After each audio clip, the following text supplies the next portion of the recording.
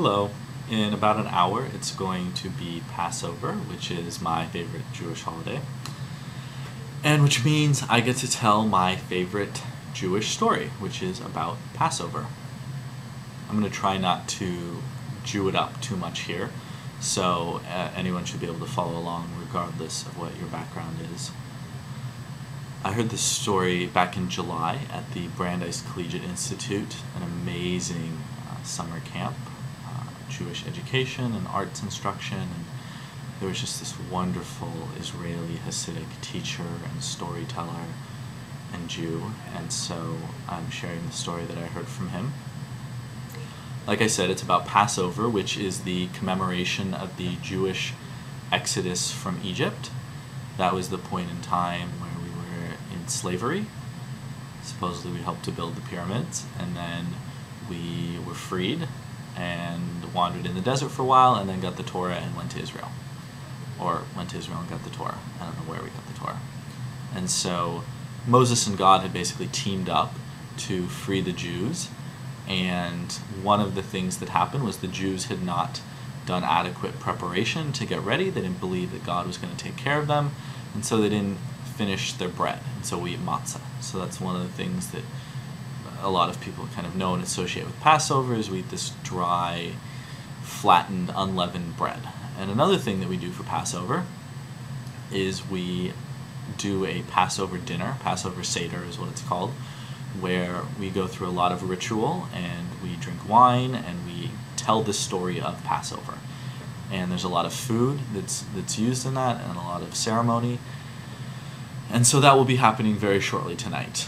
Hopefully anyone watching this who's Jewish has been to a Passover Seder. If not, go to a second night Seder. Non-Jewish people, you're always welcome. It's something where Jews are trying to bring in and welcome guests into their house to share this wonderful experience with them. So the story I heard is about the Baal Shem Tov, who's a famous rabbi, a famous Hasidic rabbi. That means basically Orthodox rabbi from ancient Europe. And what happened was there was a wealthy man who lived in town with the Baal Shem Tov. Baal Shem Tov means he of the holy name, or he of the good name, I think. And so this wealthy man comes to the Baal Shem Tov and says, I prepare every year for Passover, and I have the most lavish supplies, and we cook this great matzah, and my wife makes amazing gefilte fish, which I love, by the way. I don't know what they put in it. It's probably full of all sorts of gross stuff, but gefilte fish is delicious. And we have great wine, and we drink the 4 cups of wine, and I invite all my friends and all my family. And every year we open the door for Elijah, and Elijah never comes. And so that's part of the ritual of Passover, is that you open the door and you welcome in the prophet Elijah. And there's 2 kind of explanations of why Jews do that at Passover Seder. The first explanation is that we are currently waiting for the Messiah. And eventually the Messiah will come, because Jews believe that Jesus was not the Messiah. And when he comes, he will be preceded by Elijah the prophet, who is waiting in heaven to come down and announce the coming of the Messiah and heaven on earth. And so when we're opening the door on Passover, we're basically opening the door for a prophet and for a miracle, this miracle of Elijah. That's one explanation. Another explanation is that historically, and probably currently, there are some Christian people who accuse the Jews of slaughtering Christian children and using their blood to make matzah. And then they would make this accusation, and then they would round up all the Jews in the town and drive them out or kill them, and that sort of thing. It's called the blood libel. And so supposedly Jews during Passover would open their doors to show the Christians nothing untoward going on here. We're not slaughtering your children and baking them in our unleavened bread.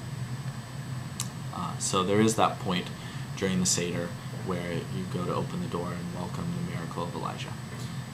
And so, speaking of Jesus, by the way, those of you who are coming from a Christian perspective, it's thought that the Last Supper was a Passover Seder, that Jesus was with the 12 apostles, being Jewish, talking about their Jewish identity and their Jewish peoplehood, and Passover is really about the Jewish peoplehood and our coming together as a people. And that's kind of ironic historically when you look at the role that Jesus would come to play in the world. But anyway, that's probably what Jesus was doing at the Last Supper. He was at a Passover Seder. And so this wealthy man, to return to the story, comes to the Baal Shem Tov and says, every year I have this wonderful Seder, and Elijah has never come. And the Baal Shem Tov says, I will tell you what to do. I want you to go to your wife and say she needs to prepare everything as normal for the most lavish Seder that you're willing to do. And then you're going to put it all in your carriage, and you're going to ride out into the middle of the forest where it's snowy and cold, and you're going to find a village of woodcutters out in the forest. And you're going to go to this one woodcutter, and you're going to help him have a Passover Seder, and this will be the year of Elijah. And so the wealthy man, he's thrilled, he's ecstatic. A miracle will happen this year, he's been told by the Baal Shem Tov. And so he goes to his wife and he tells her, and they pass on word to everyone else, find another Seder, we're not going to be around. And so they pack everything up in the carriage, and they head out into the forest, and it's snowy and it's cold, and they find this village of the woodcutters, and they find this man, he's been working all day. And they show up with all the supplies, and they say, it's time to have a Seder, it's going to be awesome. And the wife is crying with happiness that, you know, they were poor and destitute, they have no heating in their house, they were not really going to be able to do anything. Their friends and family were going to come over and just have kind of this miserable, not miserable, I mean it's a Seder, they're poor, but you know, they still have a great time, they're still able to enjoy themselves. But it would not be, you know, as lavish, as thrilling, would not have kind of all the traditional Passover, you know, accessories that go with it, the great wine and the wonderful gefilte fish that make it such a great event.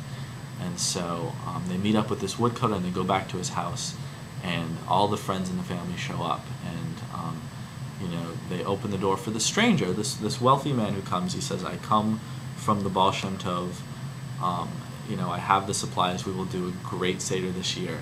And he's thinking to himself, and this is the year that, you know, I will be at the Seder when Elijah comes. And so they set everything up, and you know, all the Jews from that they know have come and to celebrate with them, and they talk about why this night is different from every other night, and next year in Jerusalem, and they ask the questions, and they enjoy the food, and they tell the story of God, you know, freeing the Jews from bondage in Israel and taking them out toward the promised land, and all that happens. And they get to the point where they pour a cup of wine for Elijah, and they open the door, and they're gonna welcome in. And the wealthy businessman is at the edge of his seat, and he's like, "This is the year, the miracle is gonna happen." And no one comes in, and there's no prophet, and you know, there's no Elijah saying the Messiah is coming. And so the wealthy businessman is crushed. He's confused. He doesn't know what happened. He thought this was going to be the year. And so he goes back. He takes his carriage back through the snow all the way back to his town where he lives, away from the woodcutters. And he goes to the Baal Shem Tov, and he says, "What happened? I did exactly like you said. I brought all the supplies that we prepared, you know, like you instructed to this man, and nothing happened." And the Baal Shem Tov says, "Come with me. I will show you."